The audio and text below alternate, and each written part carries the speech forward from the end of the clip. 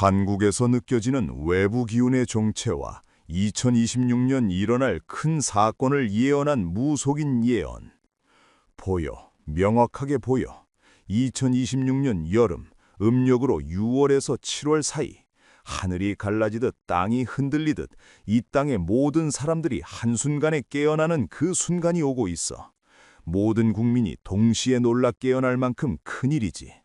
그날 이후 이 나라는 완전히 달라져. 30년 넘게 서울 북악산 자락에서 신내림을 받아온 무속인 박서령 선생의 말입니다.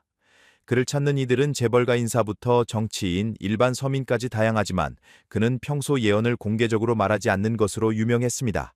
하지만 2025년 가을, 그는 처음으로 자신이 본 미래를 공개하기로 결심했습니다.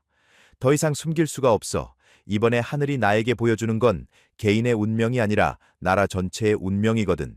이걸 혼자 알고 있으면 안 되겠더라고. 사람들이 준비해야 해. 박서령 선생이 이 예언을 공개하게 된 계기는 2024년 겨울부터 시작되었습니다. 그는 매일 새벽 기도를 올리는 중에 이상한 기운을 느끼기 시작했다고 합니다. 평소와 다른 낯선 에너지가 한반도를 감싸고 있다는 느낌이었습니다. 처음엔 내가 늙어서 기운이 약해진 건가 싶었어. 그런데 아니더라고. 매일 밤 같은 꿈을 꿨어. 큰 강물이 흐르는데 그 강물에 다른 물줄기가 비집고 들어오는 거야. 원래 흐르던 물은 맑고 깨끗한데 들어오는 물은 탁하고 흐린 거지. 두 물이 부딪히면서 소용돌이가 생기고 강 전체가 흐려지는 걸 봤어. 그가 말하는 강물은 바로 국운을 의미합니다. 무속에서는 나라의 운명을 하나의 큰 흐름으로 봅니다. 마치 강물처럼 끊임없이 흐르면서 때로는 맑아지고 때로는 흐려지지만 그 본질적인 흐름은 유지된다는 것입니다. 그런데 박서령 선생이 본 것은 그 흐름 자체가 뒤틀리고 있다는 것이었습니다. 2022년부터 느꼈어. 뭔가 다른 기운이 들어오고 있다는 걸. 처음엔 약했어. 바람처럼 스쳐 지나가는 정도였지. 그런데 2024년 지나면서 점점 강해지더라고. 2025년 들어서는 확실해졌어. 이건 외부에서 온 기운이야. 우리 땅의 기운이 아니라고. 그가 말하는 외부의 기운이란 무엇일까요? 박서령 선생은 이를 구체적으로 설명하지는 않았지만 영적인 세계에서 본 그 기운의 특징을 이렇게 말합니다. 색깔로 치면 검붉은 색이야. 우리 땅의 기운은 원래 푸른빛이 감도는 밝은 기운인데 이 검붉은 기운이 계속 파고드는 거지. 이 기운은 탐욕의 기운이야. 뭔가를 빼앗아가려는, 차지하려는 그런 기운이지. 그리고 이 기운은 거짓을 동반해. 진실을 가리고 사람들의 눈을 멀게 만들어. 영적인 세계에서 기운은 색깔과 형태로 나타난다고 합니다. 밝고 맑은 기운은 생명력과 발전을 의미하고 어둡고 탁한 기운은 정체와 쇠퇴를 의미합니다. 박서령 선생이 본 검붉은 기운은 매우 불길한 신호였습니다. 이 기운이 2026년에 절정을 이루어 봄부터 느껴지기 시작하다가 여름에 폭발하는 거야. 근데 신기한 건 이 기운이 절정에 이르는 바로 그 순간 다른 기운 하나가 또 나타나. 이번엔 외부가 아니라 하늘에서 내려오는 기운이지. 금빛 기운이야. 이 금빛 기운이 그 검붉은 기운과 정면으로 부딪히면서 엄청난 일이 벌어져. 2026년 여름, 음력 6월에서 7월 사이 그가 본 그 순간은 이렇습니다. 한낮인데 갑자기 하늘이 어두워지는 것 같은 느낌이 들 거야. 실제로 어두워지는 건 아니고 사람들 마음속에서 그렇게 느껴지는 거지. 그리고 그 순간 모든 국민이 동시에 알게 돼. 아, 우리가 속고 있었구나. 우리가 잘못된 길로 가고 있었구나 하는 걸 한순간에 깨닫는 거야. 이건 몇몇 사람이 아니라 나라 전체가 동시에 각성하는 거지. 마치 잠자던 사람이 갑자기 찬물을 끼얹은 것처럼 확 깨어나는 거야. 이 각성의 순간을 가져오는 사건이 바로 그가 말하는 2026년 여름의 큰 사건입니다. 그는 이 사건의 구체적인 내용을 직접적으로 말하지는 않았지만 그 성격에 대해서는 이렇게 설명합니다. 이건 자연재해가 아니야. 사람이 만든 일이지. 그런데 그 규모와 파장이 너무 커서 모든 사람이 충격을 받을 거야. 특히 이 일은 외부에서 온 또 다른 힘에 의해서 터지게 돼. 검붉은 기운과는 다른 정의의 힘이랄까, 진실을 밝히려는 힘, 그 힘이 개입하면서 감춰져 있던 것들이 한꺼번에 드러나는 거지. 박서령 선생은 이 사건이 일어나기 전에 이미 징조들이 나타날 것이라고 말합니다. 2026년 봄부터 이상한 일들이 생겨. 사람들이 이상한 꿈을 많이 꾸게 될 거야. 불안하고 답답한 꿈들. 그리고 새들의 움직임이 달라져. 평소와 다른 패턴으로 날아다니고 평소에 울지 않던 시간에 울어대지. 또 땅의 기운도 흔들려서 작은 지진이나 땅울림 같은 게 평소보다 많이 느껴질 거야. 이런 건 다 땅의 기운이 불안정하다는 신호야. 그렇다면 박서령 선생이 말하는 기운이란 정확히 무엇일까요? 일반인들에게는 다소 생소한 개념일 수 있지만 무속에서 기운은 매우 구체적이고 실체적인 것으로 여겨집니다. 기운은 눈에 보이지 않지만 분명히 존재하는 힘이야. 비유하자면 물과 같아. 물은 높은 데서 낮은 데로 흐르잖아. 기운도 마찬가지야. 강한 곳에서 약한 곳으로, 밝은 곳에서 어두운 곳으로 흐르지. 그리고 물이 모이면 강이 되듯 기운도 모이면 엄청난 힘이 돼. 한 사람의 기운은 약하지만 1,000만 명, 5천만 명의 기운이 모이면 그게 바로 구군이 되는 거야. 구군이란 개인의 운명이 모여서 만들어지는 나라 전체의 운명입니다. 마치 작은 실들이 모여 큰 밧줄이 되듯 개개인의 기운이 모여서 나라의 기운을 만들어냅니다. 그런데 이 기운에는 방향성이 있다고 합니다. 기운은 항상 어딘가로 흘러가. 정체되어 있으면 썩어버려. 물도 고이면 썩잖아. 기운도 똑같아. 그래서 구군도 계속 흘러야 해. 발전하고 성장하는 방향으로 흘러야 하는 거지. 그런데 지금은 그 흐름이 막혀 있어. 아니, 막힌 정도가 아니라 다른 방향으로 꺾이고 있는 거야. 원래 가야 할 길이 있는데 엉뚱한 길로 새고 있다고. 박서령 선생은 한반도의 원래 기운은 북쪽에서 남쪽으로 흐르는 것이 자연스럽다고 설명합니다. 백두산에서 시작된 기운이 한라산까지 이어지는 것이 본래의 흐름이라는 것입니다. 우리 땅은 원래 하나의 몸통이야. 머리부터 발끝까지 기운이 순환해야 건강한 거지. 그런데 지금은 허리가 끊어져 있잖아. 그것만으로도 기운 순환이 안 되는데 거기에 외부 기운까지 들어와서 더 복잡해진 거야. 이 외부 기운은 우리 기운을 빼내가려고 해. 마치 거머리처럼 달라붙어서 빨아먹는 거지. 2026년 여름에 일어날 사건은 바로 이 외부 기운의 정체가 만천에 드러나는 사건입니다. 박서령 선생이 본 미래의 그 순간은 이렇습니다. 때는 한여름이야. 날씨가 무더운 시기지. 그런데 그날은 아침부터 공기가 달라. 습하고 무거운 느낌이 들어. 사람들이 가슴이 답답하고 숨쉬기가 힘들다고 느껴.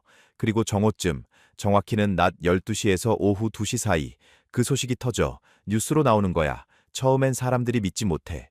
설마 그럴 리가 하면서 부정하지. 그런데 증거들이 계속 나와. 하나씩 둘씩 드러나면서 더 이상 부인할 수 없게 돼. 그가 말하는 이 사건은 권력의 최상층부와 관련된 일입니다. 오랫동안 감춰져 있던 진실이 한꺼번에 폭로되는 것입니다. 이건 한두 사람의 잘못이 아니야. 시스템 전체가 썩어 있었던 거지. 위에서부터 아래까지 거미줄처럼 얽혀 있던 게 한순간에 다 드러나. 돈의 흐름, 권력의 흐름, 그 뒤에 숨어 있던 외부 세력의 개입까지 모든 게 백일에 드러나는 거야. 그날 밤 사람들은 잠을 못 자.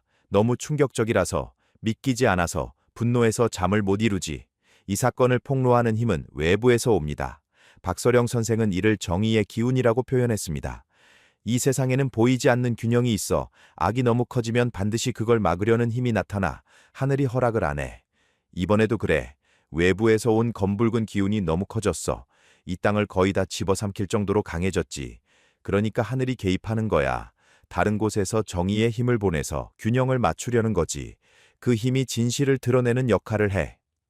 사건이 터진 후 3일 동안 한반도 전체가 혼란에 빠질 것이라고 합니다. 첫째 날은 충격이야. 모두가 멍한 상태로 있어. 둘째 날은 분노가 폭발해. 거리로 쏟아져 나오는 사람들이 엄청나게 많아질 거야.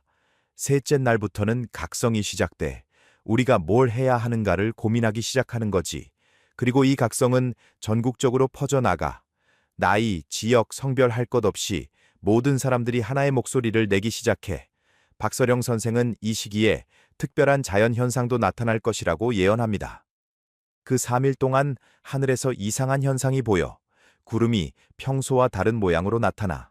마치 용이 승천하는 것 같은 모양, 또는 큰 새가 날개를 펴는 것 같은 모양.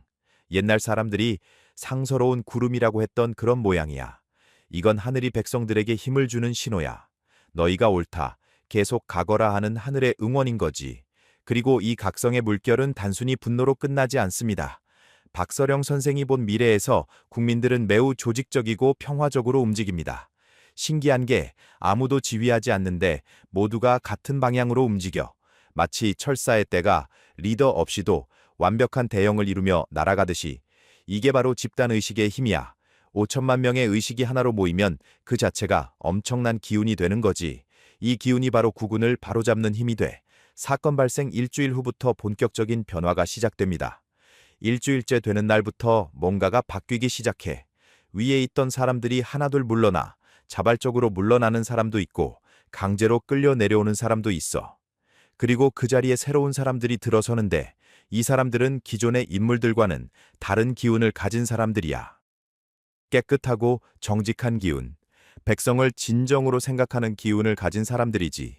이 과정에서 외부 세력의 저항도 만만치 않을 것이라고 합니다.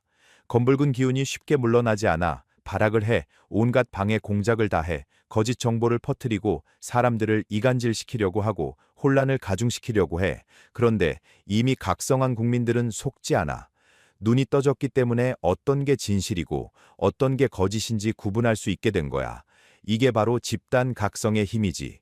2026년 가을, 그러니까 사건 발생 두세 달 후부터 상황이 안정되기 시작합니다. 추석 전후로 기운이 많이 가라앉아 혼란스럽던 에너지가 서서히 정리되는 거지. 이때부터 사람들이 미래를 생각하기 시작해. 이제 우리가 어떤 나라를 만들어야 하는가를 고민하는 거야. 단순히 나쁜 것을 제거하는 데서 끝나는 게 아니라 새로운 걸 만들어야 한다는 생각을 하게 돼. 이 새로운 것을 만드는 과정에서 가장 중요한 역할을 하는 것이 바로 국민들의 집단의식입니다. 박서령 선생은 이 시기 국민들이 보여줄 힘에 대해 매우 구체적으로 설명합니다. 2026년 가을부터 겨울까지 이 땅의 백성들이 진짜 힘을 보여줘. 이건 폭력이나 파괴가 아니야. 오히려 그 반대지. 질서정연하고 평화로운 방식으로 자기들의 뜻을 관철시켜. 예전 같으면 몇 년 걸릴 일들이 몇 달 만에 이루어져. 왜냐하면 모든 사람의 마음이 한 곳을 향하고 있거든. 이게 바로 기운의 힘이야. 흩어져 있을 때는 약하지만 한 곳으로 모이면 산도 움직이는 거지. 그는 이 시기를 대청소의 시간이라고 표현합니다. 집안 대청소를 할 때 어떻게 하지?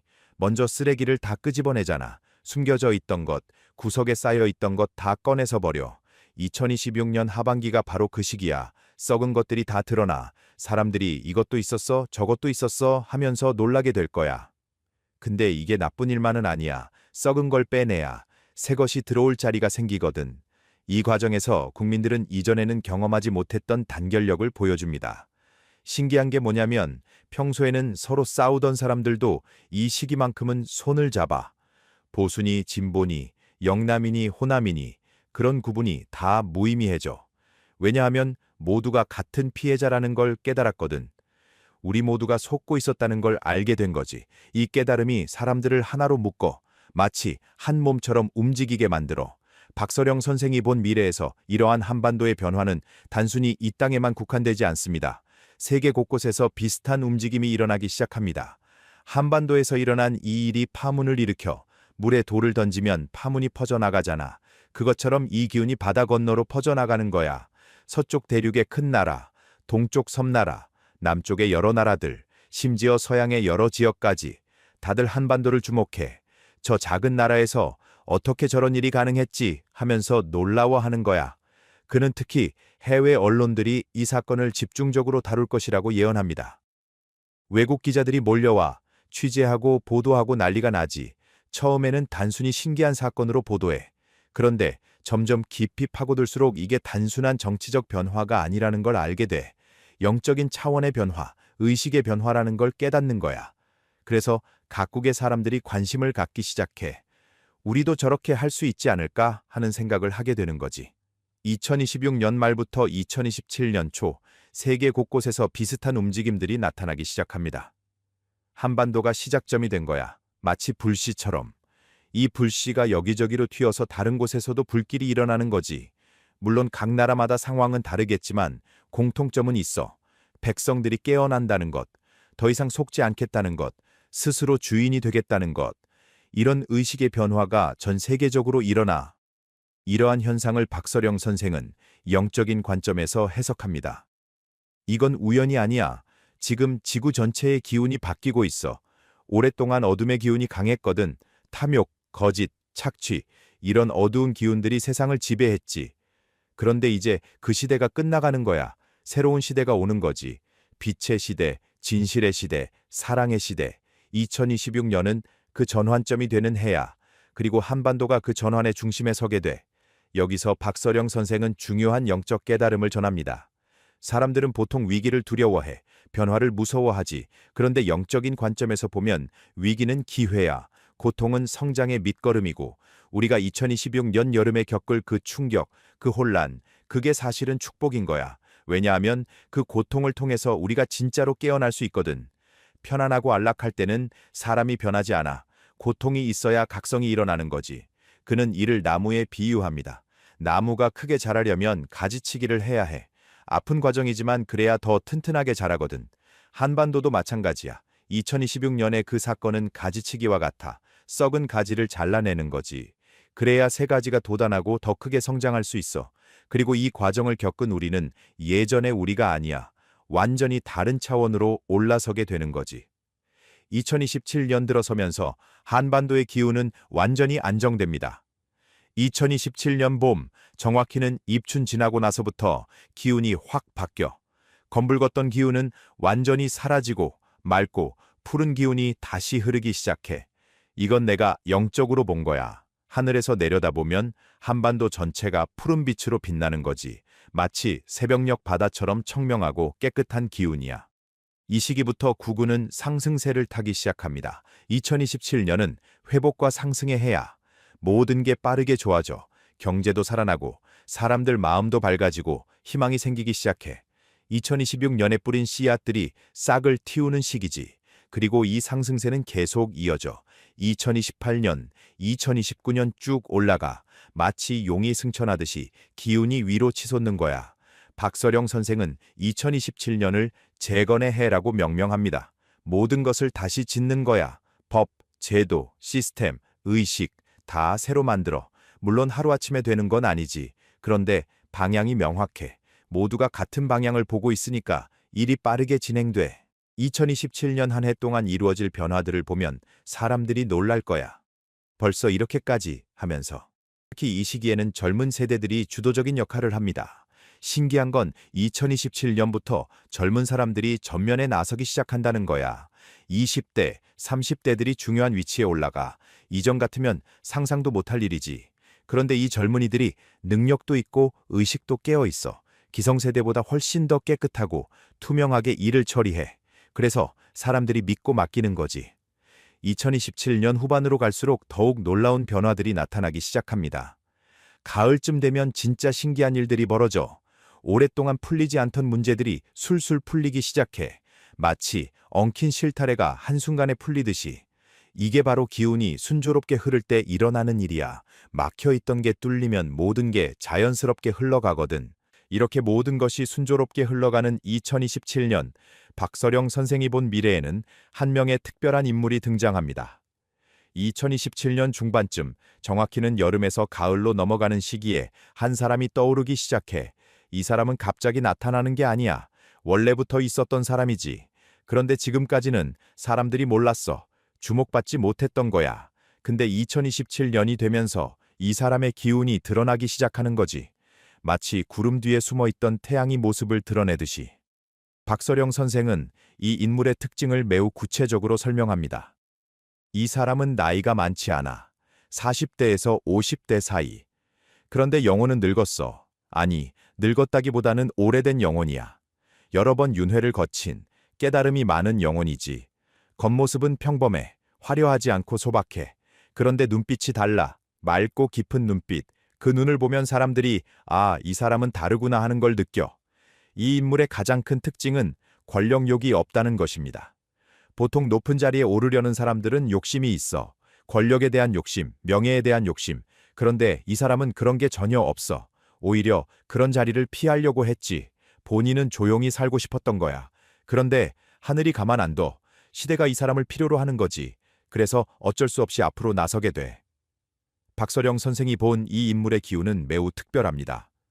이 사람 주변에는 항상 밝은 기운이 있어. 금빛이 도는 환한 기운이지. 이 사람이 지나간 자리는 공기가 맑아져. 탁했던 기운이 정화되는 거야. 그리고 이 사람 말에는 힘이 있어. 거짓이 하나도 없거든. 순수하게 진실만 말해. 그러니까 사람들이 믿는 거지. 이 사람 말은 믿을 수 있다고 느끼는 거야. 이 인물이 주목받게 되는 계기도 특별합니다. 어느 날 이 사람이 공개적인 자리에서 말을 해 많은 사람들 앞에서 연설을 하는 거야. 그런데 그 말이 사람들 가슴을 울려. 뭔가 특별한 수사를 쓰는 것도 아니고 화려한 언변을 자랑하는 것도 아니야. 그냥 담담하게 진심을 담아서 말하는 거지. 그런데 그 말 한마디 한마디가 사람들 마음속에 박혀. 듣고 있으면 눈물이 나와. 왜 그런지 모르겠는데 그냥 눈물이 나는 거야. 박서령 선생은 이 현상을 영적으로 해석합니다. 이건 영혼의 울림이야. 이 사람이 말할 때 그 사람의 영혼이 다른 사람들의 영혼에 직접 말을 거는 거지. 머리로 이해하는 게 아니라 가슴으로 느끼는 거야. 그래서 학력이 높든 낮든 나이가 많든 적든 모두가 똑같이 감동받는 거지. 영혼은 평등하거든. 영혼의 차원에서는 모두가 같은 언어를 쓰는 거야. 이 인물에 대해 사람들은 다양하게 부르기 시작합니다. 처음에는 그냥 좋은 사람, 훌륭한 사람 정도로 생각해. 그런데 시간이 지나면서 구원자라는 말이 나오기 시작해. 누가 먼저랄 것도 없이 자연스럽게 그런 말들이 나와. 이분이 우리를 구원해 주실 거야. 이분이 우리나라를 살릴 거야 하는 말들. 그리고 나중에는 구세주라는 표현까지 나와. 물론 이 사람 본인은 그런 호칭을 싫어해. 겸손하게 거부하지. 그런데 사람들은 계속 그렇게 불러. 박서령 선생은 이 인물이 왜 지금까지 숨어 있었는지도 설명합니다. 이 사람의 기운은 원래부터 있었어. 그런데 때가 아니었던 거야. 땅이 준비되지 않았는데 씨앗을 뿌리면 소용없잖아. 마찬가지로 국민들의 의식이 준비되지 않았을 때 이 사람이 나타나면 알아보지 못해. 아니, 오히려 해를 입을 수도 있어. 그래서 하늘이 이 사람의 기운을 감춰뒀던 거야. 갈무리 해뒀다가 때가 되면 드러내려고. 여기서 박서령 선생은 또 다른 영적 깨달음을 전합니다. 진정한 지도자는 스스로 지도자가 되려고 하지 않아. 오히려 피하려고 하지. 그런데 하늘이, 시대가, 백성이 그 사람을 밀어 올리는 거야. 이게 진짜 지도자야. 반대로 스스로 지도자가 되려고 발버둥치는 사람은 진짜 지도자가 아니야. 욕심이 앞서는 거지. 이 차이를 사람들이 이제는 알아. 2026년의 경험을 통해서 배웠거든. 누가 진짜고 누가 가짜인지 구분할 수 있는 눈이 생긴 거야. 그는 진정한 힘의 원천에 대해서도 말합니다. 힘은 위에서 아래로 내려오는 게 아니야. 아래에서 위로 올라가는 거지. 백성이 인정하고 지지할 때 그 사람은 힘을 얻어. 하늘의 뜻도 마찬가지야. 하늘은 백성의 뜻을 따르거든. 백성이 원하는 사람, 백성이 필요로 하는 사람을 하늘이 도와주는 거야. 그래서 이 사람은 백성의 지지와 하늘의 도움을 동시에 받게 돼. 이보다 더 강한 힘은 없어. 2027년 후반부터 이 인물을 중심으로 새로운 변화들이 일어나기 시작합니다. 이 사람이 하는 일마다 잘 풀려. 신기할 정도로 순조로워. 이건 운이 좋아서가 아니야. 때가 맞아서 그래. 하늘의 때, 땅의 때, 사람의 때가 다 맞아떨어지는 거지. 이럴 때는 조그만 힘으로도 큰 일을 이룰 수 있어. 마치 물이 흐르는 방향으로 노를 저으면 배가 빠르게 가듯이. 2028년과 2029년을 거치면서 이 인물의 영향력은 더욱 커집니다. 사람들이 이 사람을 따라 명령해서가 아니야. 자발적으로 따르는 거지. 왜냐하면 이 사람이 보여주는 길이 옳다는 걸 모두가 느끼거든. 그리고 실제로 그 길을 가면 좋아지는 게 보여. 개인도 좋아지고 사회도 좋아지고 나라도 좋아지는 거야. 그러니까 더 많은 사람들이 믿고 따르게 되는 거지. 그리고 2030년 박서령 선생이 본 가장 놀라운 예언이 현실이 됩니다. 2030년 봄, 내가 본 광경은 이거야. 한반도를 위에서 내려다보는데 두 개의 강물이 흐르고 있어.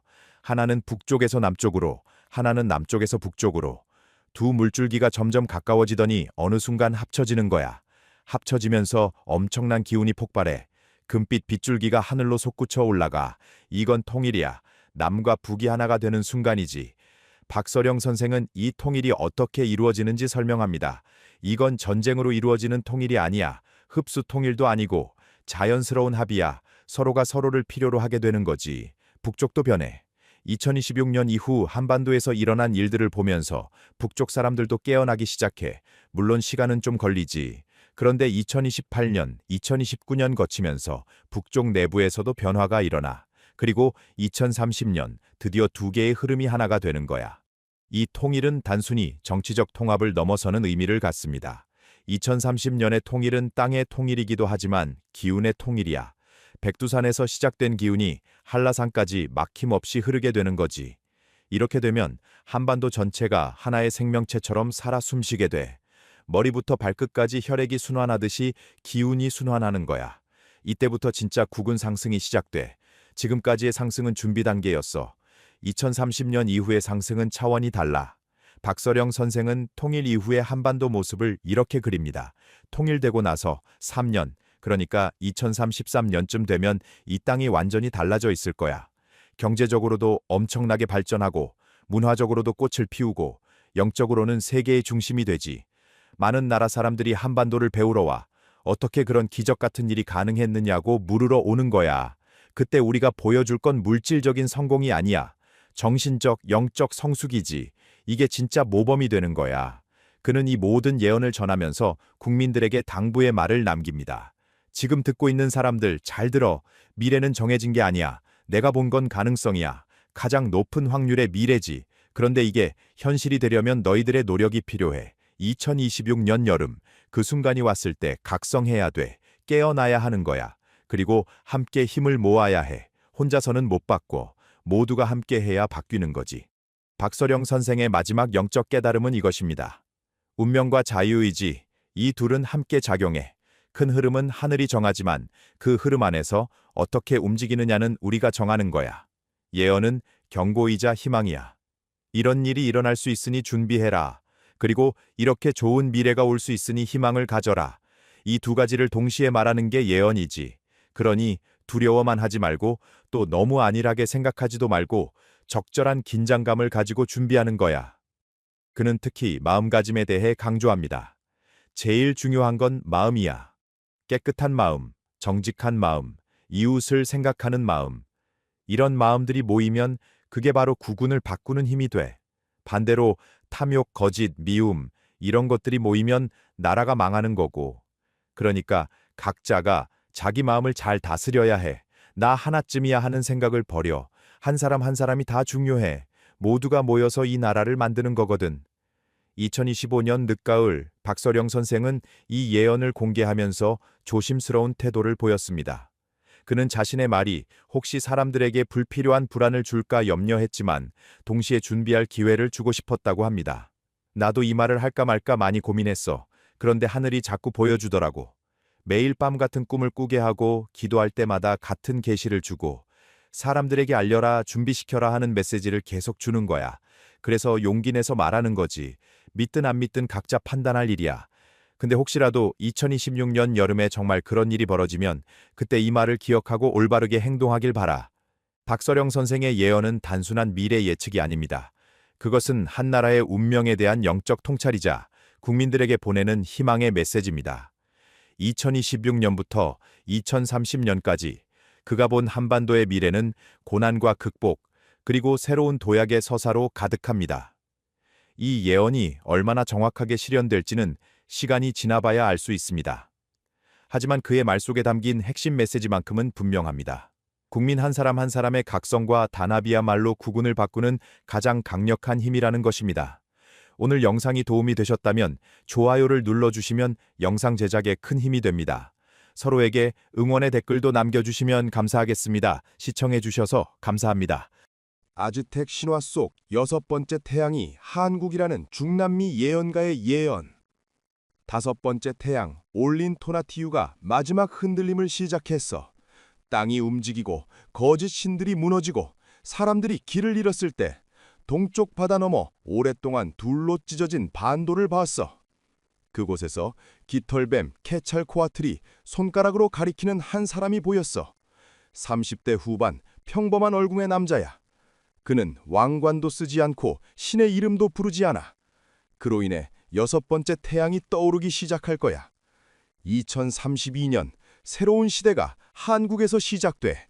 2025년 중남미의 한 예언가가 자신의 블로그에 올린 글의 첫 문단입니다. 이실 마르티네스는 아주 가끔 글을 올립니다. 그것도 중요한 계시를 받았을 때만입니다. 2010년 대지진 석 달 전, 2015년 화산 폭발 2달 전에도 그는 간단한 경고를 블로그에 남겼습니다. 그의 추종자들은 이실이 글을 올리면 무언가 큰일이 임박했다는 신호라고 말합니다.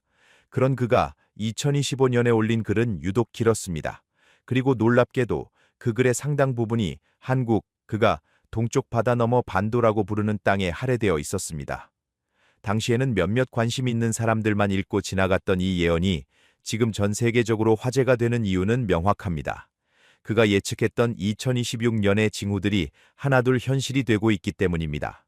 그는 아즈텍 신화의 5번째 태양, 올린 토나티우, 움직임의 태양, 시대가 지진과 흔들림으로 끝나가고 있으며 인류가 스스로 만들어가야 하는 6번째 태양 시대가 2032년부터 시작된다고 말했습니다.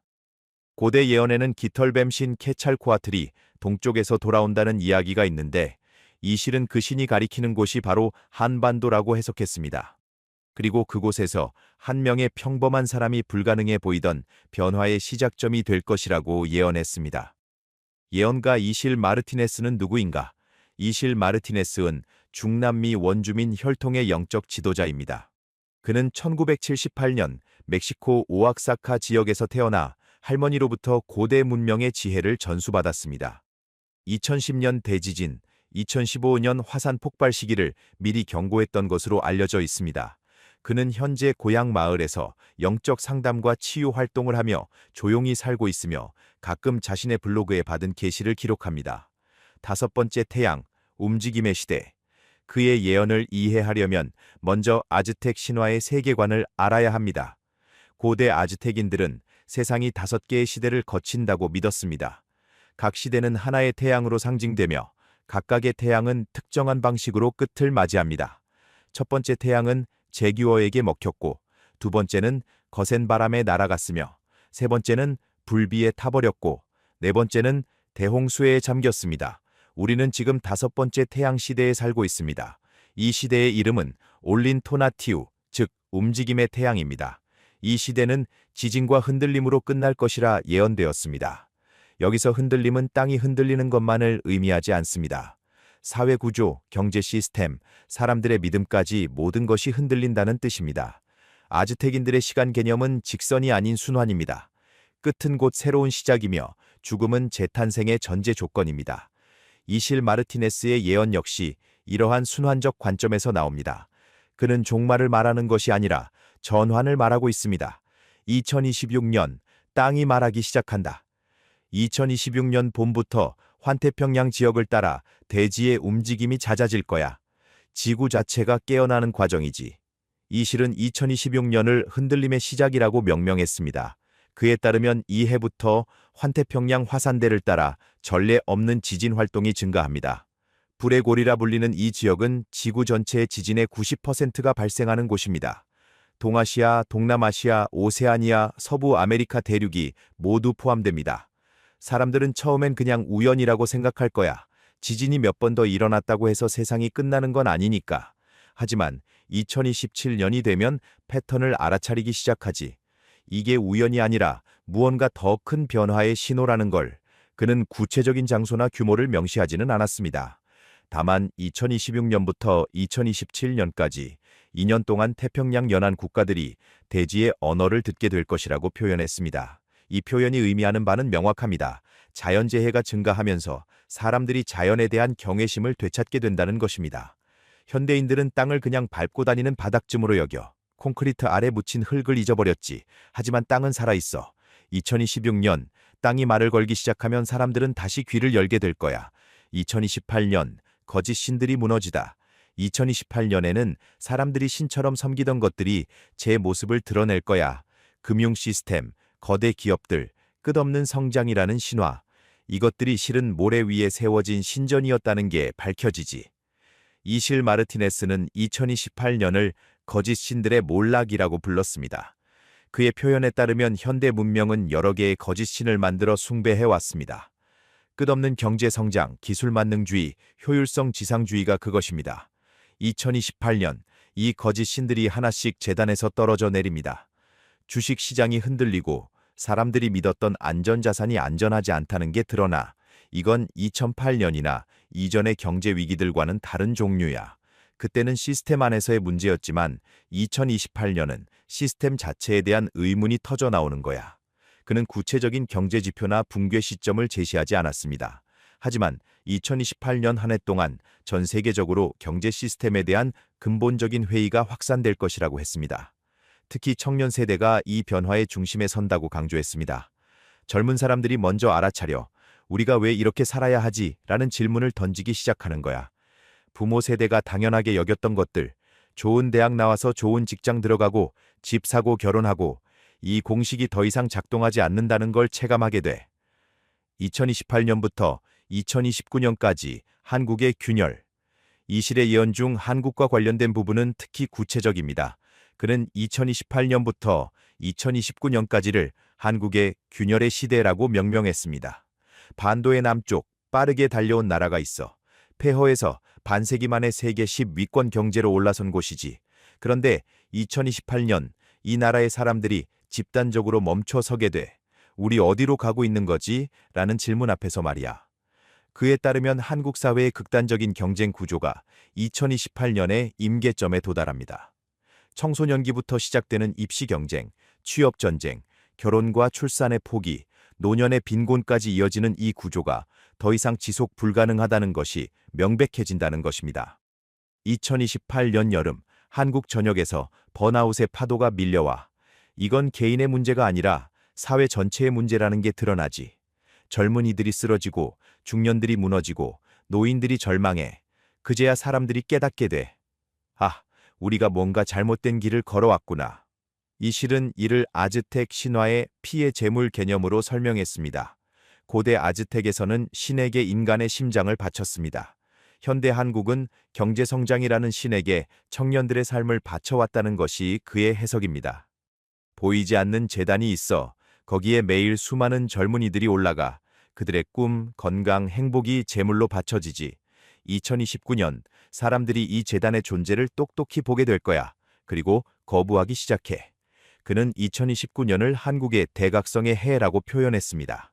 오래된 권위들이 무너지고 기업 구조가 흔들리며 사람들이 새로운 삶의 방식을 모색하기 시작한다는 것입니다.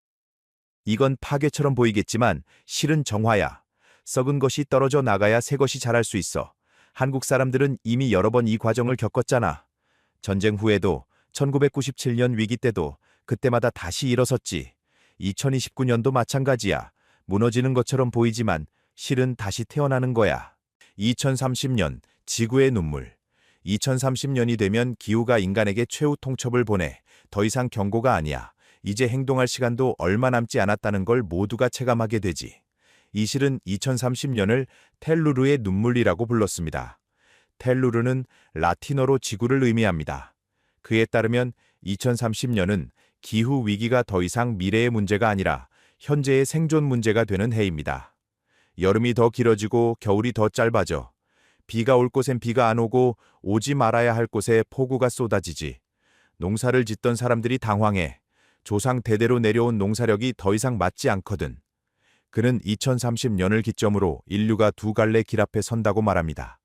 하나는 지금까지의 방식을 고집하며 파국으로 치닫는 길이고 다른 하나는 근본적인 변화를 받아들이는 길입니다.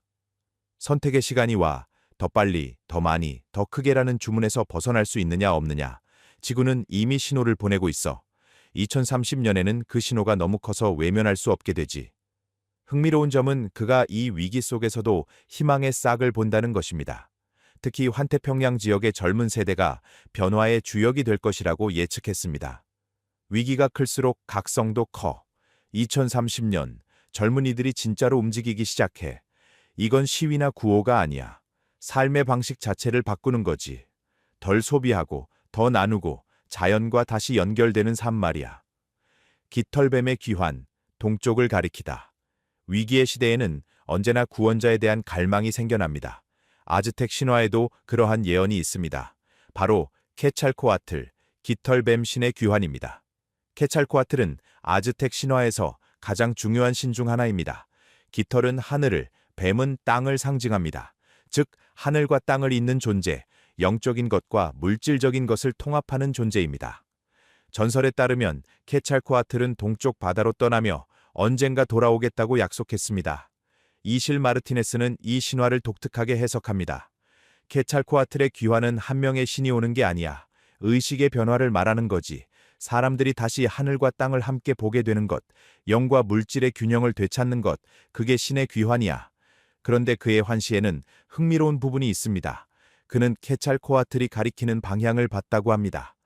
환시 속에서 깃털뱀이 동쪽을 가리켰어. 동쪽의 더 동쪽, 해가 가장 먼저 뜨는 땅.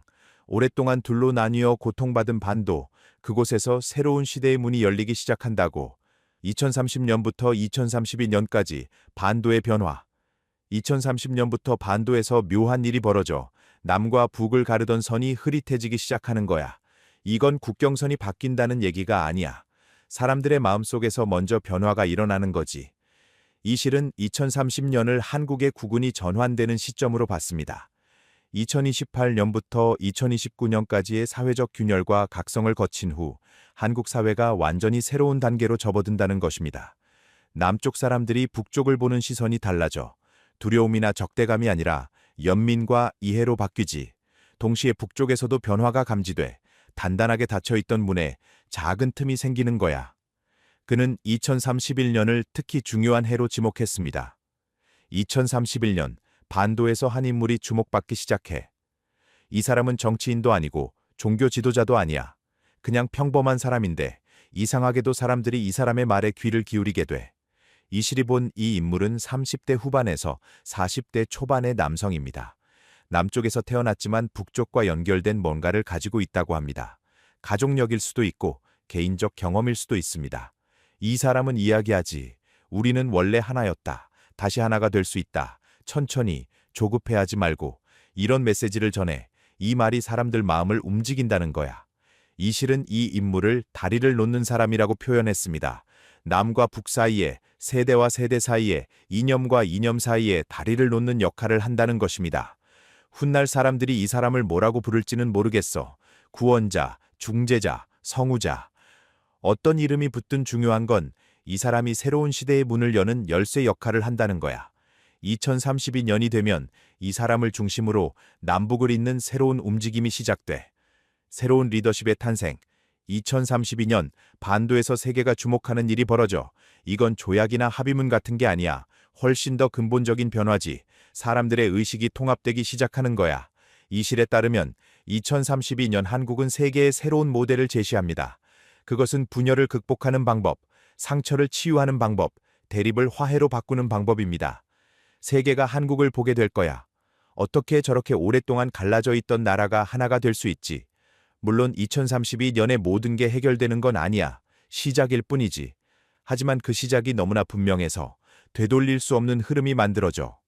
그는 한국의 이러한 변화가 우연이 아니라고 강조합니다. 한국 사람들은 고난을 겪었어. 식민 지배, 전쟁, 분단, 독재, 경제 위기. 쉬운 시간이 없었지. 그런데 그 고난이 사실은 준비 과정이었던 거야. 2032년 이후 한국이 보여줄 치유와 통합의 지혜는 그 모든 고통을 거치지 않았다면 얻을 수 없는 거야. 검은 거울에 시험하지만 이 실의 예언에는 경고도 포함되어 있습니다. 아즈텍 신화에는 테스카틀리포카라는 신이 있습니다. 검은 거울이라는 뜻을 가진 이 신은 밤, 전쟁, 유혹을 관장합니다. 빛이 있으면 그림자도 있듯이 케찰코아틀의 귀환에는 테스카틀리포카의 시험이 따라옵니다. 2030년부터 2032년까지 한국은 여러 시험을 겪게 돼. 첫 번째는 분열의 유혹이야. 이 실은 2030년경 한국 사회의 갈등이 극에 달한다고 봤습니다. 세대 간, 지역 간, 이념 간 대립이 표면으로 터져 나온다는 것입니다. 사람들이 서로를 적으로 보기 시작해. SNS에서는 증오의 언어가 넘쳐나고 가족끼리도 이야기를 나눌 수 없게 되지. 이게 테스카틀리포카의 첫 번째 시험이야. 너희는 정말 하나가 될 수 있느냐 묻는 거야. 두 번째 시험은 거짓 선지자들의 등장입니다. 2031년쯤 되면 자칭 예언자들이 많이 나타날 거야. 두려움을 팔고 분노를 부추기고 간단한 해결책을 제시하는 사람들. 이것만 하면 된다. 저 사람들만 없애면 된다. 이런 식으로 말하지. 이들을 구별해내는 게 중요해. 세 번째 시험은 조급함입니다. 변화를 원하는 마음이 너무 커지면 조급해져.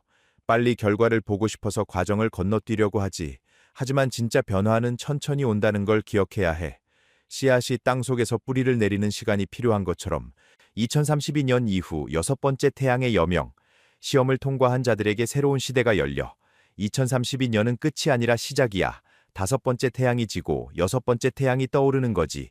이실 마르티네스는 2032년 이후를 새로운 균형의 시대라고 명명했습니다. 아즈텍 신화에는 6번째 태양에 대한 명확한 기록이 없습니다. 5번째 태양으로 끝난다고 알려져 있기 때문입니다. 하지만 이 실의 해석은 다릅니다. 고대인들이 6번째 태양을 기록하지 않은 건 그들도 몰랐기 때문이야. 이건 인류가 스스로 만들어가야 하는 시대야. 정해진 운명이 아니라 선택으로 만드는 미래지. 그에 따르면 2032년 이후 세계는 근본적인 재편을 겪습니다. 권력의 중심이 이동하고 가치관이 바뀌며 사람들이 사는 방식이 달라집니다. 20세기를 지배했던 질서가 완전히 해체돼 대서양 중심의 세계에서 태평양 중심으로 무게가 옮겨가지 정신적, 영적 중심이 이동하는 거야. 이 실은 2032년 이후를 치유의 시대라고도 표현했습니다. 인류가 지난 몇백 년간 쌓아온 상처들이 있어. 이 상처들을 덮어두고 앞으로만 달려왔지. 하지만 2032년 이후에는 이 상처들을 직면하고 치유하는 시간이 와. 그 과정에서 반도가 중요한 역할을 해. 반도가 보여줄 것. 한국은 2032년 이후 세계의 하나의 모델이 돼. 이건 경제 모델이나 정치 모델이 아니야. 인간이 서로에게 어떻게 다가갈 수 있는지, 과거의 고통을 어떻게 미래의 지혜로 바꿀 수 있는지 보여주는 거지. 이 실이 본 한국의 역할은 구체적입니다. 첫째, 분열을 극복하는 모델입니다. 세계 곳곳에 갈라진 땅들이 있어 이념으로, 종교로, 민족으로 나뉜 곳들. 한국이 보여주는 통합의 과정은 이들에게 하나의 길이 될 거야. 물론 각 나라마다 상황이 다르지. 하지만 불가능해 보이던 일도 가능하다는 희망을 주는 거야. 둘째, 기술과 인간성의 조화입니다. 한국은 기술적으로 앞서 있으면서도 동시에 인간적인 따뜻함을 잃지 않는 방법을 찾아낼 거야. 2030년대 중반이 되면 세계가 이 균형을 배우려고 한국을 주목하지. 로봇과 인공지능이 넘쳐나는 세상에서도 사람다움을 지키는 법 말이야. 셋째, 공동체의 회복입니다. 한국의 전기라는 개념, 공동체를 중시하는 문화가 새롭게 조명받아 서구의 극단적인 개인주의가 한계에 부딪히면서 사람들이 다시 공동체의 가치를 찾기 시작하거든. 한국은 이미 그걸 가지고 있었던 거지. 하지만 이 실은 이러한 역할이 저절로 주어지는 것은 아니라고 강조합니다. 한국이 이 역할을 하려면 먼저 자기 자신을 치유해야 해. 내면의 분열, 상처, 트라우마를 먼저 직면해야 하지. 2028년부터 2032년까지 겪는 고통이 바로 그 과정이야. 그 고통을 회피하지 않고 통과할 때 진짜 변화가 온다는 걸 기억해. 개인이 할 수 있는 것들. 이 실의 예언은 거시적인 변화에 대한 것이지만 그는 개인의 역할도 강조했습니다. 예언은 정해진 운명이 아니야. 가능성의 지도일 뿐이지. 개개인이 어떻게 선택하고 행동하느냐에 따라 미래는 달라져. 그가 제시한 실천 방법은 의외로 단순합니다. 첫째, 땅과 다시 연결되는 거야. 콘크리트 위에서만 살지 말고 흙을 밟아. 텃밭을 가꾸거나 산을 걷거나 뭐든 좋아. 대지와 접촉을 유지해. 둘째, 조상을 기억해. 한국의 제사 문화는 위대한 유산이야. 형식에 얽매이지 말고 진심으로 앞선 세대를 기억하고 감사하는 시간을 가져. 세 번째 조언은 공동체의 회복입니다. 혼자 살려고 하지 마.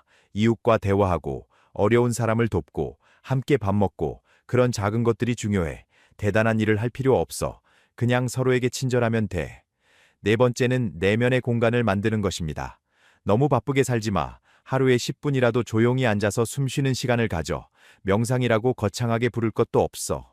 그냥 멈추는 거야. 그 멈춤 속에서 진짜 자기 목소리를 들을 수 있어.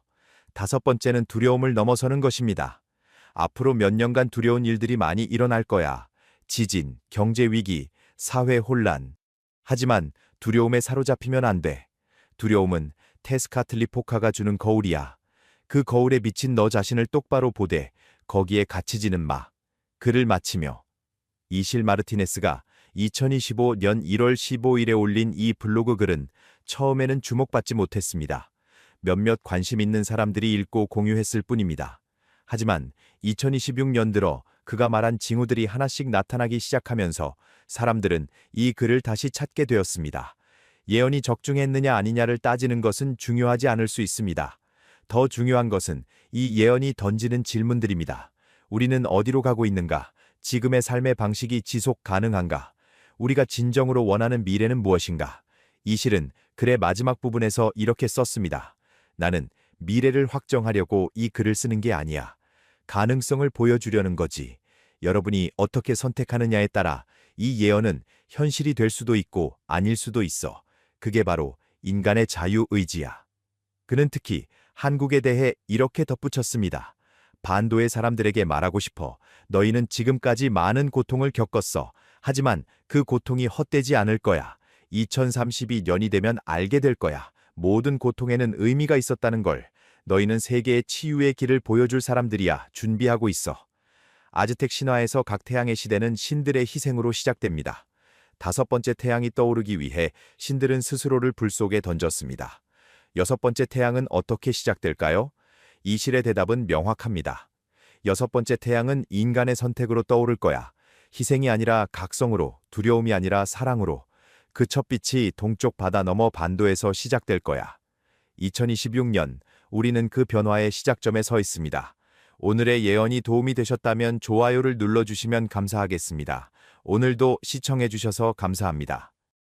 시빌라 예언서와 2026년 한국 한 여성 예언자의 놀라운 해석. 2024년 가을 이탈리아 나폴리 근구에서 한 여성이 고대 예언서에 대한 새로운 해석을 발표했다. 마리아 테오도라 콘스탄티노스, 1978년생 그리스계 이탈리아인. 그녀는 테살로니키 대학에서 고전 문헌학 박사 학위를 받은 정통 학자였지만 30대 초반 심각한 질병을 겪은 이후 자신이 시빌라의 진정한 계승자라고 주장하기 시작했다. 마리아의 가계는 특이했다. 비잔틴 제국 시대 사제 가문의 후손이라는 그녀의 주장을 확인할 방법은 없지만 그녀의 어머니가 정교회 전통과 민간 신앙을 혼합한 독특한 영성 수행을 했다는 것은 사실로 보인다. 어린 시절부터 고대 그리스어로 된 텍스트들을 접하며 자란 그녀는 자연스럽게 고전 문헌학의 길로 들어섰고 특히 후기 고대의 묵시 문학에 관심을 가졌다. 그러나 2010년 그녀의 삶은 급변했다. 원인 불명의 고열과 환각 증세로 병원에 입원했던 그녀는 회복 과정에서 계시를 받았다고 주장했다. 쿠마이의 시빌라가 그녀에게 나타나 고대 예언서의 진정한 의미를 깨닫게 해주었다는 것이다.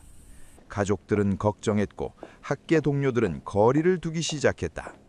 하지만 마리아는 멈추지 않았다. 그녀는 학계를 떠나 독립연구자가 되었고 시빌라 예언서에 대한 자신만의 해석 체계를 구축하기 시작했다. 고전 텍스트 연구, 수비학적 연대 계산, 그리고 자신이 받았다는 개인적 계시를 결합한 독특한 방법론이었다. 소수의 추종자들이 생겨났고 그녀는 정기적으로 자신의 해석을 발표하기 시작했다. 그리고 2024년 가을, 그녀는 가장 대담한 예언을 내놓았다. 2026년부터 시작될 새로운 시대, 그리고 그 중심에 있을 해 뜨는 곳의 땅에 대한 이야기였다. 고대의 목소리, 시빌라 예언서란 무엇인가? 마리아의 주장을 이해하려면 먼저 시빌라 예언서가 무엇인지 알아야 한다. 시빌라 예언서는 기원전 2세기부터 기원 후 7세기 사이에 작성된 것으로 추정되는 고대 예언 문헌들의 모음이다. 원래 그리스 로마 세계에서 신들의 영감을 받은 여성 예언자들, 즉 시빌라들이 남긴 예언이라고 알려졌지만 실제로는 유대교와 초기 기독교 공동체에서 작성된 것으로 학자들은 보고 있다. 현존하는 시빌라 예언서는 총 12에서 14권으로 이루어져 있으며 그중 제3권이 가장 오래된 것으로 알려져 있다. 제3권은 기원전 2세기 중반, 아마도 이집트 알렉산드리아의 유대인 공동체에서 작성된 것으로 추정된다. 내용은 바벨탑 이야기, 세계 역사에 대한 회고, 여러 민족에 대한 예언, 그리고 종말론적 메시지들로 가득 차 있다. 중요한 것은 이 예언서들이 매우 모호하고 상징적인 언어로 쓰였다는 점이다. 동쪽, 해 뜨는 곳, 섬들, 왕 같은 표현들은 다양하게 해석될 수 있다. 역사적으로 많은 이들이 자신의 시대와 상황에 맞춰 이 예언들을 재해석해왔다. 마리아 테오도라가 주목한 것도 바로 이 모호함이었다. 그녀는 기존 학자들이 이 예언들을 고대 지중해 세계의 맥락에서만 이해하려 했다고 비판한다. 하지만 그녀가 보기에 시빌라의 예언은 훨씬 더 먼 미래, 그것도 지중해가 아닌 다른 곳을 가리키고 있었다. 해 뜨는 곳에서 2026년 한국 미래 예언의 시작. 마리아가 가장 중요하게 여기는 구절은 시빌라 예언서 제3권 652행서 656행이다. 그리스어 원문을 영어로 번역하면 이렇다. 그때 해 뜨는 곳에서 신이 왕을 보내리니 그가 모든 땅을 전쟁의 재앙에서 해방시키리라. 어떤 이들은 죽이고 어떤 이들과는 신실한 맹세를 맺으리라. 그는 자신의 뜻으로 이 모든 것을 행하지 않고 전능하신 신의 선한 명령에 복종하리라. 수천 년 동안 학자들은 이 구절을 고대 근동의 왕, 아마도 프톨레마이오스 왕조의 누군가를 가리킨다고 해석해왔다. 해 뜨는 것은 단순히 동쪽, 즉 메소포타미아나 페르시아를 의미한다고 봤다. 하지만 마리아의 해석은 달랐다. 그녀는 이 구절이 훨씬 더 먼 미래와 훨씬 더 동쪽을 가리킨다고 주장했다. 그녀가 개발한 수비학적 연대 계산법에 따르면 이 예언이 실현될 시기는 2026년에서 2030년 사이였다. 2025년 봄, 마리아는 쿠마이 동굴에서 명상하던 중 결정적인 환시를 경험했다고 말한다. 반도 모양의 땅이 보였고 호랑이와 학의 이미지가 나타났다. 아침의 고요함 이후에 천둥이라는 메시지를 들었다고 한다. 그 순간 그녀는 깨달았다. 시빌라가 말한 해 뜨는 곳은 한반도, 즉 대한민국을 가리킨다고. 마리아의 2026년 한국 미래 예언은 여기서 시작됐다. 그녀는 시빌라 예언서의 여러 구절들을 한국과 연결지었다. 652행의 왕은 실제 군주가 아니라 영적 지적 영향력을 가진 인물을 의미한다고 해석했다. 이 인물은 2027년에서 2029년 사이에 한국에서 나타날 것이며 전쟁의 재앙에서 해방시키는 역할을 할 것이라고 했다. 그녀가 말하는 전쟁의 재앙은 물리적 전쟁만을 의미하지 않는다. 분단의 고통, 이념의 대립, 동아시아의 긴장 상태 같은 것들이다. 그리고 이 인물의 출현으로 한반도에 새로운 시대가 열릴 것이라고 마리아는 주장한다. 축복의 시대, 한국의 문화적 르네상스. 마리아가 인용하는 또 다른 핵심 구절은 시빌라 예언서 제3권 775에서 783행이다. 그때 신은 인간에게 큰 기쁨을 주리니 땅과 나무와 수많은 양떼들이 진정한 열매를 인간에게 제공하리라.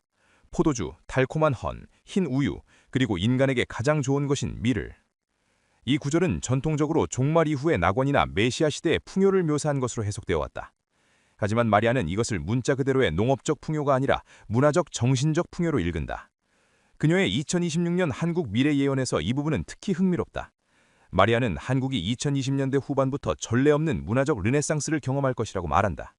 이미 K-팝, K-드라마, K-영화를 통해 전 세계에 영향력을 미치고 있는 한국 문화가 한 단계 더 도약한다는 것이다. 하지만 마리아가 예견하는 것은 단순한 엔터테인먼트의 확산이 아니다.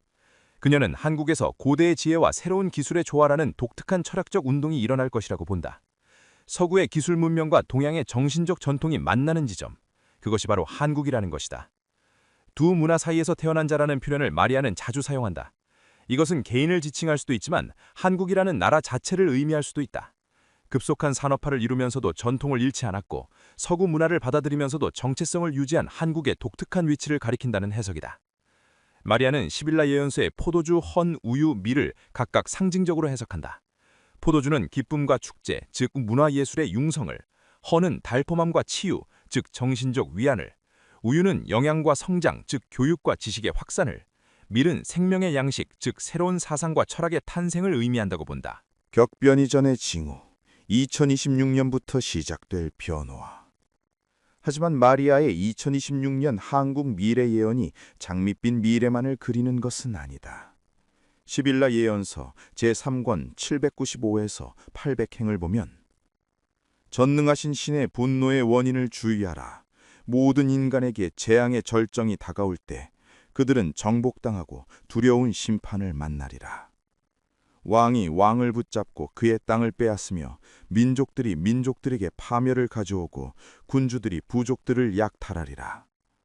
마리아는 이 구절을 2026년부터 2027년 사이에 일어날 세계적 혼란을 예고하는 것으로 해석한다. 그녀가 말하는 왕은 현대의 정치 지도자들을, 민족은 국가들을 의미한다. 즉, 국제 정세에 극심한 불안정이 온다는 것이다. 마리아에 따르면 2026년 여름부터 첫 징후들이 나타나기 시작할 것이다. 경제체제의 동요, 기후위기의 가속화, 지정학적 긴장의 고조. 이런 혼란 속에서 사람들은 새로운 방향을 찾게 되고 그때 해 뜨는 곳에서 답이 나온다는 것이 그녀의 주장이다. 특히 한반도와 관련해서 마리아는 흥미로운 예언을 한다. 그녀는 2026년 말이나 2027년 초에 남북 관계에서 예상치 못한 전환점이 올 것이라고 말한다. 이것이 즉각적인 통일을 의미하지는 않지만 수십 년간 고착되어 있던 상황에 균열이 생기기 시작할 것이라고 본다. 아침의 고요함 이후에 천둥이라는 그녀가 받았다는 메시지는 바로 이것을 가리킨다. 한국은 고요한 아침의 나라로 알려져 있지만 그 고요함 뒤에 천둥 같은 변화가 온다는 것이다. 하지만 이 천둥은 파괴가 아니라 각성을, 두려움이 아니라 희망을 가져온다고 마리아는 강조한다. 신비로운 인물, 새로운 현자의 출현. 마리아의 2026년 한국 미래 예언에서 가장 논쟁적인 부분은 특정 인물의 출현에 대한 이야기다. 시빌라 예언서 652행에 신이 보낼 왕을 그녀는 한국에서 나타날 한 명의 인물로 해석한다. 그녀가 묘사하는 이 인물의 특징은 이렇다. 첫째, 정치 권력을 추구하지 않는다. 이 사람은 대통령이나 총리 같은 직책에 오르지 않을 것이다. 둘째, 서구와 동양의 교육을 모두 받았다. 두 문화 사이에서 태어난 자라는 표현이 문자 그대로 적용되는 인물이다. 셋째, 기술과 전통을 결합하는 새로운 사상을 제시한다. 단순한 과거 회귀도 맹목적 미래 지향도 아닌 조화의 길을 보여준다. 마리아는 이 인물이 2027년에서 2029년 사이에 대중 앞의 모습을 드러낼 것이라고 예언한다. 처음에는 작은 움직임으로 시작하지만 빠르게 전 세계적 관심을 끌 것이라고 한다. 이 사람의 메시지는 특히 분열과 갈등으로 지친 세계에 새로운 관점을 제공할 것이며 한국을 넘어 동아시아, 나아가 전 세계에 영향을 미칠 것이라고 마리아는 주장한다. 흥미롭게도 마리아는 이 인물의 성별이나 구체적인 직업에 대해서는 언급하지 않는다. 시빌라가 보여준 것은 본질이지 외형이 아니다라는 것이 그녀의 설명이다. 중요한 것은 이 사람이 전하는 메시지와 그것이 가져올 변화라는 것이다. 상징과 해석. 한국 문어 속의 시빌라. 마리아는 자신의 환시에서 본 여러 상징들을 한국의 전통 문화와 연결짓는다. 호랑이와 학은 한국을 상징하는 대표적인 동물들이다. 호랑이는 용맹과 보호를, 학은 평화와 장수를 의미한다. 마리아는 이 두 동물이 함께 나타난 것이 한국의 이중적 성격을 보여준다고 해석한다. 강인함과 부드러움, 전통과 현대, 서구와 동양의 조화 같은 것들이다. 삼태극 역시 마리아가 자주 언급하는 상징이다. 그녀는 한국의 태극기를 처음 봤을 때 큰 충격을 받았다고 말한다. 시빌라 예언서에는 세 갈래로 나뉜 땅이라는 표현이 여러 번 등장하는데 그녀는 이것이 삼태극의 조화 사상과 연결된다고 본다. 마리아의 해석에 따르면 시빌라가 예견한 새로운 시대는 이분법적 대립을 넘어서는 시대다. 서양 대 동양, 전통 대 현대, 영성 대 기술 같은 이분법을 초월하는 제3의 길, 그리고 그 길을 보여줄 곳이 바로 한국이라는 것이다. 그녀는 한국의 한 개념에도 주목한다. 깊은 슬픔과 아픔을 승화시켜 창조적 에너지로 전환하는 한국 특유의 정서. 마리아는 이것이 시빌라 예언서에 나오는 고난 이후의 영광 주제와 정확히 일치한다고 본다. 한국은 20세기에 겪은 수많은 고난들을 통해 오히려 더 강해졌고 그 경험이 21세기의 세계에 줄 수 있는 지혜의 원천이 된다는 해석이다. 회의론과 반박, 학계의 시선. 당연히 마리아의 2026년 한국 미래 예언은 학계에서 거의 받아들여지지 않는다. 고전 문학학자들은 그녀가 고전 텍스트를 자의적으로 해석하고 있다고 비판한다. 시빌라 예언서는 고대 2세기 지중해 세계의 역사적 맥락에서 이해되어야 하며 21세기 한국에 적용하는 것은 학문적으로 타당하지 않다는 것이다. 한국의 종교학자들 중 일부는 마리아의 해석에 관심을 보이면서도 신중한 태도를 유지한다. 서울의 한 대학 교수는 익명을 조건으로 이렇게 말했다. 고대 예언서를 현대에 적용하는 것 자체가 문제라고는 생각하지 않습니다. 종교와 예언은 원래 그런 식으로 작동해 왔으니까요. 다만 마리아 씨의 해석이 과연 텍스트에 근거한 것인지 아니면 본인의 바람을 투영한 것인지는 분명하지 않습니다. 심리학자들은 마리아의 경험을 다른 각도에서 분석한다. 그녀가 30대 초반에 겪은 심각한 질병과 그 이후의 환시는 외상 후 스트레스나 해리 증상일 가능성이 있다는 것이다. 고열로 인한 선망 상태에서 본 환각이 회복 과정에서 종교적 경험으로 재해석되었을 수 있다는 분석도 있다. 비평가들이 지적하는 가장 큰 문제는 마리아 예언의 모호함이다. 해 뜨는 곳, 왕, 전쟁의 재앙 같은 표현들은 너무나 포괄적이어서 어떤 상황에도 적용할 수 있다.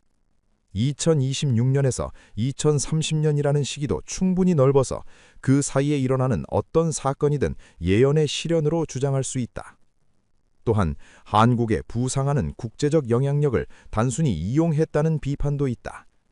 2020년대 들어 한국 문화가 전 세계적으로 주목받고 있는 것은 사실이다. 마리아가 이런 현상을 보고 사후적으로 시빌라 예언서와 연결지었을 가능성을 배제할 수 없다는 것이다. 추종자들의 믿음, 시간이 증명할 것. 하지만 마리아에게는 소수지만 열정적인 추종자들이 있다. 이탈리아, 그리스, 그리고 흥미롭게도 한국에서도 그녀의 해석에 관심을 보이는 이들이 생겨났다. 이들은 정기적으로 마리아의 강연에 참석하고 그녀가 발표하는 새로운 해석들을 공부한다. 서울에 사는 30대 직장인 김모 씨는 이렇게 말한다. 처음에는 그냥 흥미로운 이야기 정도로 생각했어요. 근데 마리아 선생님의 해석을 들으면 들을수록 뭔가 설득력이 있다는 느낌을 받았습니다. 한국이 세계 문화의 중심이 될 거라는 예언이 자랑스럽기도 하고요. 주종자들이 가장 흥미로워하는 부분은 2026년 여름부터 나타날 것이라는 징후들이다. 마리아는 구체적인 사건을 예측하지는 않지만 한반도를 둘러싼 국제 정세에서 예상치 못한 변화가 시작될 것이라고 말한다. 주종자들은 2026년이 다가올수록 더욱 주목하고 있다. 마리아 자신은 비판에 대해 차분한 태도를 유지한다. 저는 학자로서 제 해석을 제시할 뿐입니다. 믿거나 말거나는 각자의 선택이죠. 다만 2026년, 2027년이 지나면서 사람들이 스스로 판단할 수 있을 겁니다. 시간이 제 해석이 옳았는지 틀렸는지 증명해 줄 거예요. 그녀는 여전히 정기적으로 쿠마이 근처의 고대 동굴을 방문해 명상한다고 한다. 그곳에서 새로운 계시를 받는지는 알 수 없지만 그녀는 자신이 시빌라의 전통을 이어가고 있다고 굳게 믿고 있다. 2026년을 향하여 예언과 현실의 만남. 마리아 테오도라의 2026년 한국 미래 예언은 과연 실현될까? 해 뜨는 곳에서 정말로 새로운 시대를 여는 인물이 나타날까? 한국이 세계 문화와 사상의 중심이 되는 날이 올까? 회의론자들은 단호하게 아니오라고 답한다. 이것은 고대 텍스트의 자의적 해석이며 개인의 환상을 예언이라고 포장한 것에 불과하다는 것이다. 마리아의 예언은 충분히 모호해서 어떤 결과가 나와도 맞았다고 주장할 수 있을 것이라고 본다. 반면 추종자들은 시빌라 예언서가 수천 년 동안 전해져 온 데는 이유가 있다고 믿는다. 고대의 지혜는 시대를 초월하며 마리아는 그 지혜를 현대에 맞게 해석하는 통로일 뿐이라는 것이다. 그리고 한국이라는 나라가 가진 독특한 위치와 잠재력을 생각하면 그곳에서 새로운 무언가가 시작된다는 예언이 전혀 터무니없지 않다고 본다. 어쩌면 진실은 그 중간 어딘가에 있을지도 모른다. 마리아의 구체적인 예언들이 문자 그대로 실현되지 않더라도 그녀가 포착한 시대의 흐름 자체는 의미가 있을 수 있다. 한국이 21세기에 문화적, 사상적으로 중요한 역할을 할 것이라는 예측은 많은 전문가들도 동의하는 부분이다. 2026년은 이제 몇 달 남지 않았다. 곧 우리는 마리아 테오도라의 예언이 공허한 말에 불과했는지 아니면 어떤 진실을 담고 있었는지 알게 될 것이다. 한반도에서 그리고 세계에서 어떤 변화들이 시작될지 시간만이 답을 줄 수 있을 것이다. 고대 시빌라의 목소리가 정말로 21세기 한국을 예언했을까? 아니면 이것은 한 여성의 개인적 믿음일 뿐일까? 어느 쪽이든 마리아 테오도라와 그녀의 2026년 한국 미래 예언은 우리에게 하나의 질문을 던진다. 우리는 미래를 예측할 수 있는가? 아니면 단지 현재의 희망과 두려움을 미래에 투영할 뿐인가? 답은 곧 드러날 것이다. 이상으로 예언가 마리아의 2026년 한국 미래 예언을 마칩니다. 재밌게 보셨다면 좋아요와 응원의 댓글 남겨주시면 감사하겠습니다. 시청해주셔서 감사합니다.